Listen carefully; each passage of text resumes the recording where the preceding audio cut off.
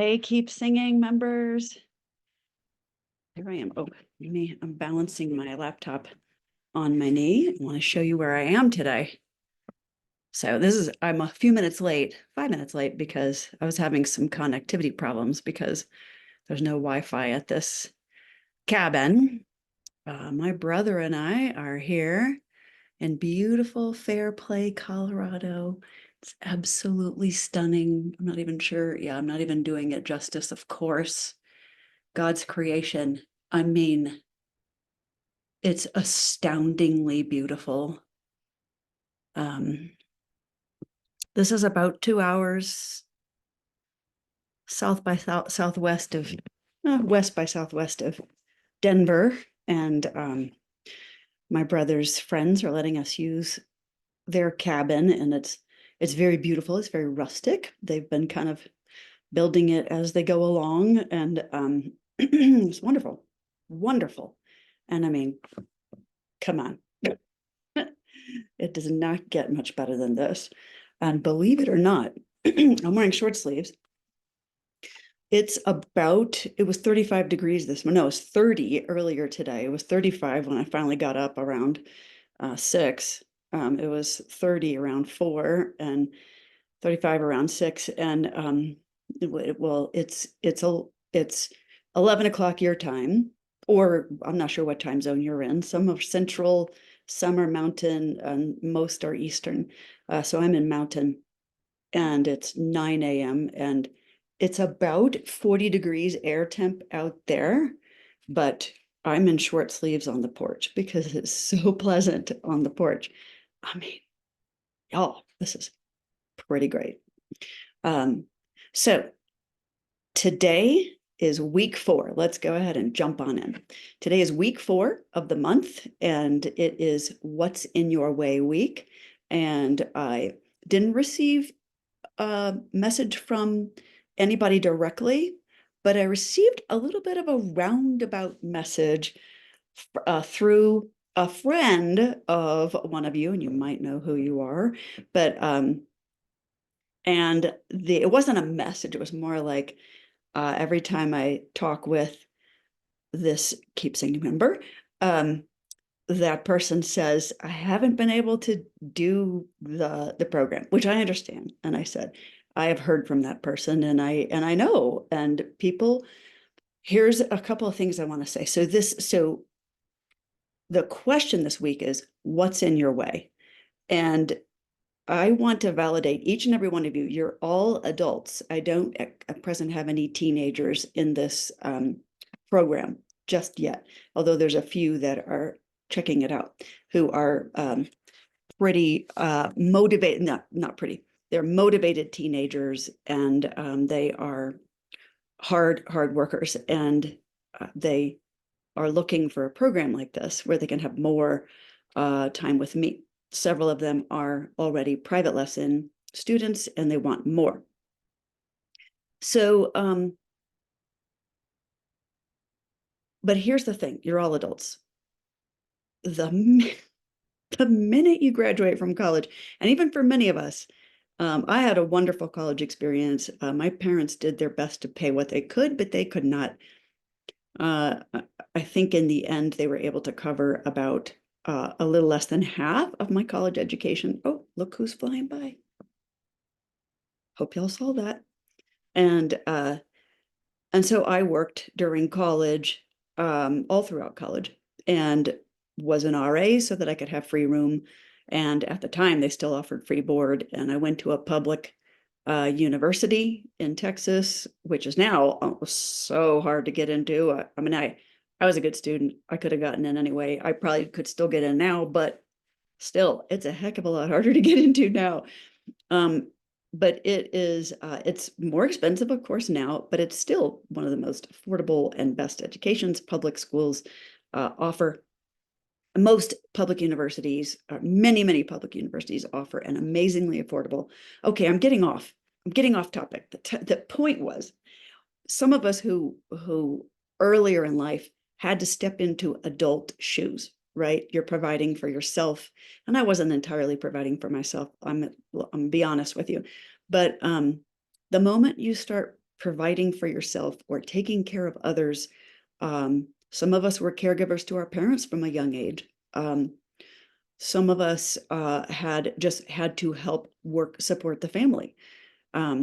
So there's many reasons why we have to step into adult type shoes at earlier and earlier ages. But the minute you do, the minute you do, that is the minute that you have to fiercely protect your dreams and protect them in keeping them in your sight, keeping them here, keeping them crystal clear so that you do not lose sight of pursuing them, because it is so easy for life to get in the way, so to speak. Now, we can go, back and forth about joy in the journey, and there is joy in the journey, and there's formation in the journey. And, the harder you have to work for something, the more valuable it can be to you, and things like that. And those are all absolutely true. What I'm trying to get to here is I want to recognize and validate to y'all that as adults, on a daily basis, the moment you wake up, you have many things vying for your attention, vying for your time. And those are the two biggest things, two biggest commodities, three biggest commodities we have in life: time, attention or focus, and energy, and bodily energy and health. And so those are three of our major commodities, if not the three most important and major commodities. So there are things that crop up the moment you open your eyes, and sometimes even before, in the form of mommy or daddy or bladder or whatever. There are things that let's not say derail. They might derail our day. They don't derail our lives, but depending on your perspective. But if we look at them, I don't want to get into a big life coaching thing. I want to encourage you as singers that to validate that every day, the moment you wake up and open your eyes, and even before that, there are things competing for your time, attention or focus, and your energy. And for you, because you're here in the Keep Singing program, and because you have invested in yourself, and you have, even if you got it on special, it was still a choice you had to make. And for some of you, the special price was still quite a choice. It was not something you were able to take lightly. And for all of you, it wasn't something you just wanted to take lightly. You wanted to take it seriously. Why? Because it's part of your life dream. Now, it may not be your life dream to be the next Taylor Swift or Dimash or whoever. But it might be your dream to use your voice, and I would suspect that it's every single one of our dream, to use our voice in a way that is honoring the gift that God has given you, honoring it by building up those skills and the capability, because God may have given you desire. He may have even given you some natural talent, but all of those things, both skills and talents, natural talents, need to be developed to become the full instrument that you've been given. And your voice is the only instrument that you must develop it in order to use it. Think of any other instrument that is handmade, man-made, however you want to describe it. Any other instrument comes to you fully formed. Now you must learn how to use it, but you don't have to make that. You typically these days, back in caveman days, maybe, yeah, you had to make instruments yourself. But these days, we go to the store, we buy it, or we're gifted it, or whatever it is, and we need to learn to use it. Your voice, we have a voice our singing voice, everyone can sing. I firmly believe that everyone can sing, but not everyone's going to sing great. Not everyone's even going to sing well, much less great, but well, without development. To develop the instrument, to be able to use it. Oh, by the way, I'm sorry, my nails are just really gross. I kept meaning to do something about it, but I just literally haven't had time. Kids in finals, all my student recitals. What was I doing? Well, I was running all that stuff, but uh, preparing to come here, you have to you need a vacation after your vacation. So I was preparing for the vacation, whatever. And so anyways, I just never got to do anything about it. And then we ran out of nail polish remover. So you get gorgeous nails. Again, life, right? I wanted to do this, but things just came up, and this is not as important to me as other things like getting here or taking care of my kids while they're in finals, or seeing my son through his baseball playoffs, and things like that. Okay, so I want to urge you, knowing that as an adult, or a person in adult shoes, that every day there are things that can distract and remove you from your path of trying to have a better voice, trying to honor the gift God's given you, and trying to develop it into a more refined and just better tuned instrument, better coordinated instrument, better sustaining instrument. I mean, all these kinds of things that, where was I going with that? To develop your voice and the gift that God's given you, that I'm acknowledging and validating that it's hard to keep focused on that. So I wanted to, this morning I was praying about what to say in case nobody sent me any questions. So, and the thing that came to my mind today was, excuse me, over and over and over again, I have students who come to me and say, I was preparing for this, that, or the other vocal thing. And I'll say, what kind of exercises were you doing? And did you do the exercises that I gave you? And et cetera, et cetera. Or did you do your warm-up exercises? And y'all, 9 times out of 10, for my average, no, not 9 times out of 10, 6 times out of 10, because I do have those 4 out of 10 who are consistently doing their exercises, and they are doing them before they work on their songs. But 6 times out of 10, I didn't do any of the exercises. I just sang the song a lot, and they're very proud of themselves for singing the song a lot and practicing their song a lot. And I'm like, well, that is really good. I'm glad you practiced your song a lot. That is very good in preparation. However, you didn't prepare your voice for that song. Therefore, you're not going to get the best out of your voice for that song. You need to prepare your voice for that song. So this is, again, one of the only instruments, except for instruments that you have to tune, but even an instrument that you have to assemble it correctly. I've played bugle, I've played trumpet, I play guitar, I play piano. Piano, you can open the cover and sit down, but you have to pay someone to come tune it. Or if you know how to do it, more power to you.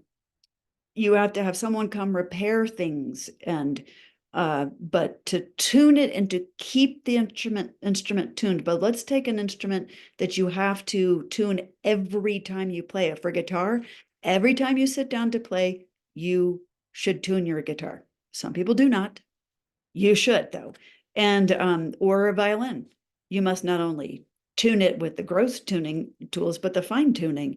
So and you have to rosin the bow, and you have to wipe the strings and get all the grease off the strings, and all finger grease and stuff.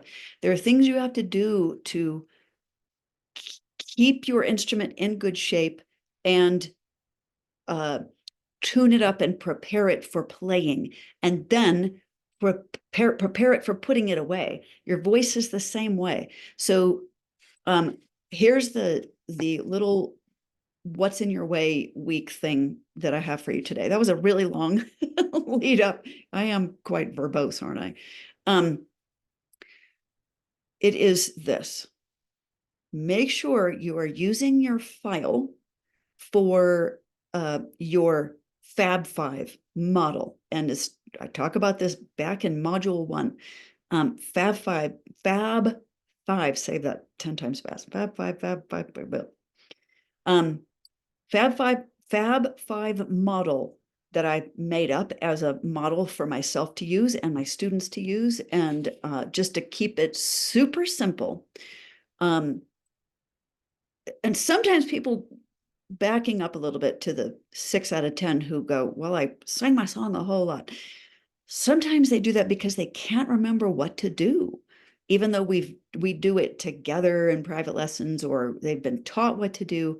When it comes to actually doing some exercises before they sing songs and do song work, they just can't think of anything to do. Okay, I've solved that for you. You can leave that in your past. You do not have to wake up one day, wake up each day and think, well, I don't know what to do. And that's in my way of developing my voice and singing this song that I want to sing better. We're moving that out of the way. It's moved out of the way. It's been moved out of the way. Go to your files, go get that file, download it, print it out, and use that model. You can write things on it, as many as you want, or you can just use it as a structure if you already know enough exercises that you can go, okay, I'm going to do this. So the model is you do a little bit of body warm-up. And let's say the proportions, like if our number is 10, you would do 1 to 2 would be body warm-up. So literally getting your heart rate elevated slightly so that you actually get some aerobic stuff going on in your body, and you get some blood flow to your larynx, to your whole vocal apparatus, your respiratory apparatus. You get things going, okay, in your body. So that's number 1, body movement. And that needs to be slightly aerobic, as I say, because it's got to elevate your heart a little bit. You don't have to like do a massive aerobic thing, okay? Like go do the Firm aerobics video, although it's not bad, okay? It's great. Or do a full workout, but walking around the block at a brisk pace for about 5 to 10 minutes, that's great. Even 1 minute, if that's all you have. Doing 25 jumping jacks, if you can do them. Jumping rope for a minute, like anything like that, that's going to just get your heart rate going. Doing a little bit of stretching, getting tension out of your hips, getting tension out of your shoulders, getting your rib cage expanded, like the muscles stretched, getting your neck loosened up, getting so there's all kinds of stuff like this already in the modules. So look, go back and look at them. And all right, so 1 to 2 would be the body warm up, and then you would do about 5 would be warm up, vocal warm up, and you do vocal warm up exercises, or 4. Okay, so far we have 1 to 2. So let's call it 2 body warm up. 2 units would be body warm up. Then we'll call it 4 units of vocal warm up exercises. And there you're going to do many of the things that we've done. Ma 1, ma 2, nia. Anything else that you start at the middle of your range and you work your way out, and you get things all lubed up, you get things warmed up. And it's kind of like if you're going to go run a 5K, this is your mile walk, or 10-mile race. You're going to go jog a mile before you start doing your big stretches. So this is the equivalent of that. So, and this is also, you're doing a lot of ear training when you do your warm-up exercises. You're doing diaphragmatic coordination with your larynx. You are warming up and finding your resonance cavities, your sinus cavities. You are if you have congestion, you're clearing that out because you're getting things vibrating and moving.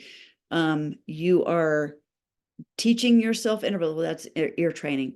So there's many things that you're accomplishing with your warm-up exercises besides just doing warm-up exercises, besides just warming up your voice. You're doing so much. So that's 4 units. And then, so now we're at 6. And then you might do, and this is not even including song work. This is pre-song work, okay?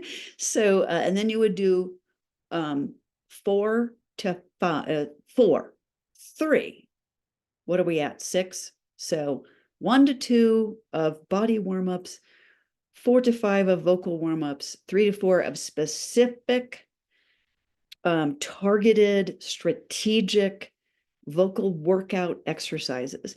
And these are derived from your vision for your voice and the goals that you have set for your voice for that year and that month. And you've decided what goal you're going for that month.